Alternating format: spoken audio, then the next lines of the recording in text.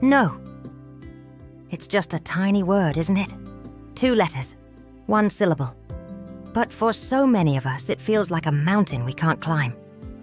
I used to be that woman, the one who said yes to everything and everyone.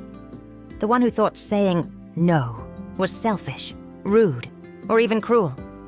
But what if I told you that no could be the most powerful word in your vocabulary? What if I told you that no could set you free? For years, I was the ultimate people pleaser. I said yes to every request, every favor, every demand on my time and energy.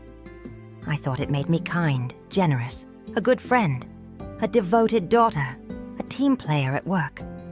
But deep down, I was drowning. Every yes was like a tiny weight added to my shoulders, and over time those weights became too heavy to bear. I was exhausted, stressed, and resentful. I had given so much of myself away that I hardly knew who I was anymore. Sound familiar?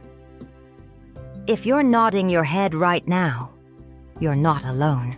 So many women, especially as we reach middle age, find ourselves in this trap. We've spent decades putting everyone else first. Our children, our partners, our aging parents, our colleagues. We've become masters at anticipating others' needs, at smoothing over conflicts, at making sure everyone else is happy and comfortable. But at what cost? The cost is our own peace, our own dreams, our own sense of self. It's time to reclaim that. It's time to learn the power of no. Now, I know what you're thinking, but I can't just start saying no to everyone. What will people think? Won't I hurt their feelings? Won't I seem selfish? I had all those fears too. But here's what I've learned. Saying no doesn't make you selfish. It makes you honest. Saying no doesn't make you unkind. It makes you authentic. Saying no isn't about rejecting others. It's about respecting yourself. Learning to say no with grace and power is a skill. And like any skill, it takes practice. But it's a skill that can transform your life.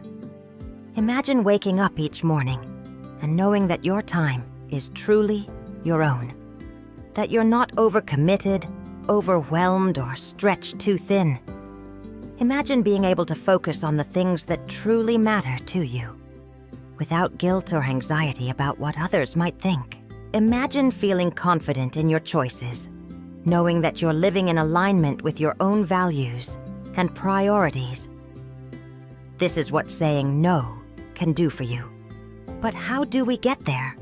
How do we overcome decades of conditioning that tells us we should always be available, always be helpful, always put others first? It starts with understanding that boundaries are not barriers. They're not walls we put up to keep others out. They're guidelines that help us navigate our relationships in a healthy way. Setting boundaries is an act of self-care. It's a way of communicating our needs and limits clearly and respectfully. And here's the beautiful thing. When we set clear boundaries, we actually improve our relationships. We become more present, more engaged, more authentic in our interactions with others. So, how do we start saying no in a way that feels good? First, we need to get clear on our own priorities. What matters most to you? What are your non-negotiables? What are the things that bring you joy and fulfillment? Once you're clear on these, it becomes easier to say no to the things that don't align with your values and goals. Next, practice saying no in low-stakes situations. Maybe it's declining an invitation to a social event you're not excited about, or saying no to taking on an extra task at work when you're already at capacity. Start small and notice how it feels. Notice the relief that comes with honoring your own needs and limits. When you do say no, keep it simple and direct. You don't need to over-explain or apologize. A simple, "Thank you for thinking of me, but I'm not able to do that right now," is often enough. Remember, You're not responsible for managing other people's feelings about your no. Their reaction is their responsibility, not yours. It's also important to remember that saying no to one thing means saying yes to something else. Every time you decline a commitment that doesn't serve you, you're creating space for something that does.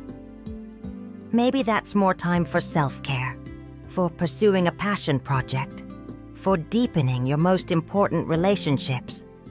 Maybe it's simply time to rest and recharge. As you practice saying no, you might encounter resistance, both from others and from within yourself. Old habits die hard, and the people in your life might be used to you always saying yes. Be patient with yourself and with others as you navigate this change. Remember that you're not just changing a behavior, you're shifting a mindset. You're moving from a place of people-pleasing to a place of self-respect and authenticity. You're reclaiming your power. And here's the thing about power. True power isn't about control or dominance.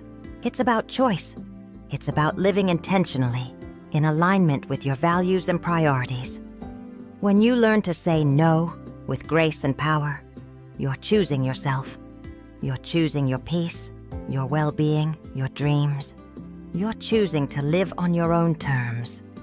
And that, my friends, is the most powerful choice of all. So the next time you feel that familiar pressure to say yes when you really want to say no, take a deep breath. Remember that no is not just a word. It's a complete sentence. It's a statement of self-respect, of boundaries, of authenticity. It's a declaration that your time, your energy, and your peace matter. Because they do. You matter. And it's time to start living like you believe that. So here's to the power of no. Here's to setting boundaries without guilt. Here's to choosing ourselves over and over again. Because when we do, we become the fullest, truest versions of ourselves. And that's not just good for us. It's good for everyone around us. We become better partners, better friends, better colleagues, better mothers. Not because we're saying yes to everything, but because we're saying yes to what truly matters.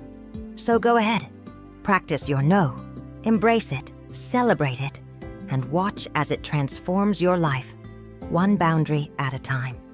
Remember, you're not being selfish. You're not being unkind. You're being true to yourself.